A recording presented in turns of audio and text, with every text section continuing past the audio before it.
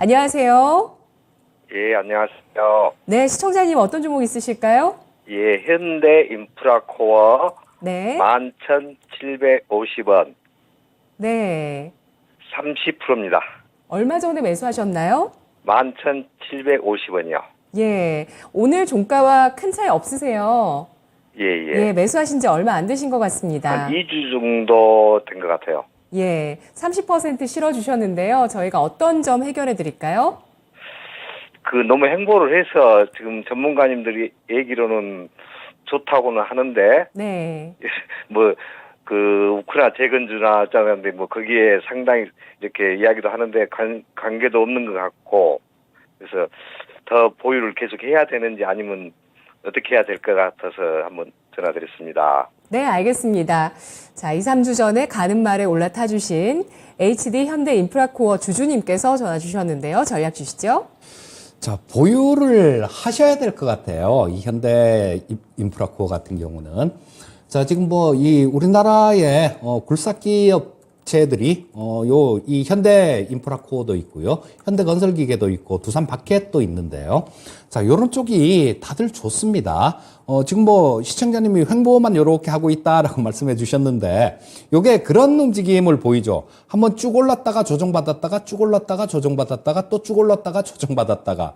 근데 과거에는 3월달 같은 경우는 가격 조정을 이렇게 많이 받았어요. 이때 5월달도 마찬가지 가격 조정을 받았고, 그런데 지금은 가격 조정을 안 받고 그냥 기간 조정을 받고 있는 겁니다. 그리고 이 저점 같은 경우도 계속해서 좀 높이고 있는 그런 모습이 나오고 있어요. 자, 지금 전 세계적으로 땅을 팔 일이 굉장히 많아요. 자, 미국 같은 경우만 하더라도 1조 달러 그 인프라 투자법 통과가 되면서 그때부터 시작해서 이 인프라 시설들 이런 것들을 굉장히 정비를 많이 하고 있다라는 그런 기사들 나오고 있고요. 또 미국 쪽에 이 중장비 수요들, 건설기계 수요들이 굉장히 많은 거는 우리나라 삼성전자 미국에 공장 짓지 않습니까? 그 다음에 2차 전지 섹터들, 업종들, 이런 것들도 굉장히 공장을 많이 짓고 있잖아요. 또 우리나라뿐만 아니라 미국 업체들도 공장을 새로 굉장히 많이 짓고 있고, 일본도 그렇고, 미국 쪽으로 지금 공장을 전부 다 굉장히 많이 이렇게 짓고 있는 상황이에요. 자, 그러면 거기서 1차적인 수요도 있을 거고요. 우크라이나 전쟁 관련해 갖고는 관련이 왜 없다라고 생각하시는지 모르겠는데 있다라고 봅니다. 지금 우리나라가 우크라이나 쪽에서 지금 러시아가 얼마 전에 노바카호프카 댐 그거 폭발을 해서 거기 물바다가 완전히 됐는데요. 거기다가 기술자들을 파견했다라는 얘기가 있습니다. 자, 이런 부분들 좀 고려를 한다라면 우크라이나 전쟁 나중에 전쟁이 끝나고 재건을 하겠죠. 거기에 참여를 한다라고 보고요. 또 중동 쪽에도 굉장히 많이 짓는다 그러잖아요. 네움시티부터 시작해갖고 UAE도 거기 또 도시를 이렇게 건설한다라는 그런 얘기들이 있고, 인도네시아 역시 마찬가지. 지금 자카르타가 물에 이렇게 가라앉고 있기 때문에 섬이 물에 잠기고 있습니다. 그래서 인도네시아 같은 경우도 이 수도를 옮길 수밖에 없어요. 내년에 인도네시아 대선 끝나면 아마 바로 추진이 좀 될 것 같은데, 이런 부분들을 고려해 본다라면 수요가 굉장히 많이 는다라고 볼 수 있습니다.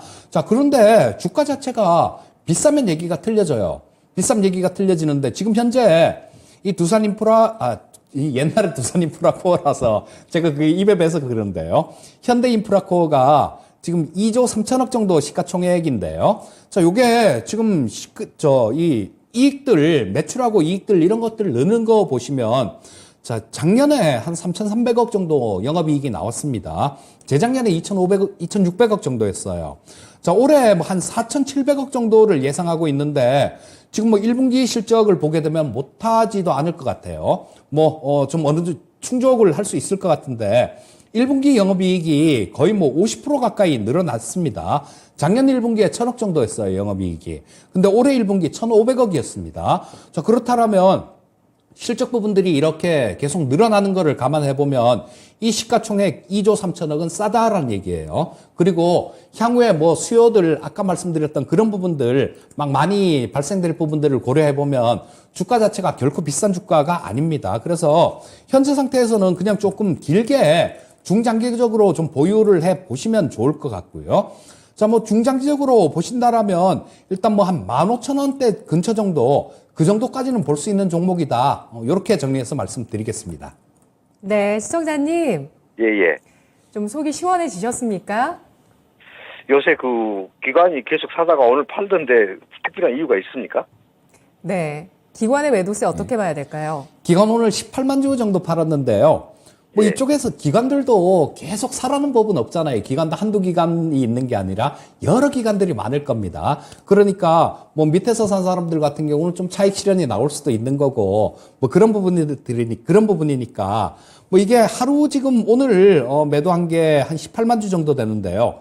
자, 어제 매수한 게 27만 주입니다. 그러니까 그 부분을 그렇게 크게 좀 신경 쓸 건 아닌 것 같고요. 일단 뭐 차분하게 보유해 보셨으면 좋을 것 같습니다. 네, 시청자님. 예. 실적 대비해서 주가 밸류에이션도 봤을 때 좀 느긋하게 보셔도 될 것 같습니다. 예.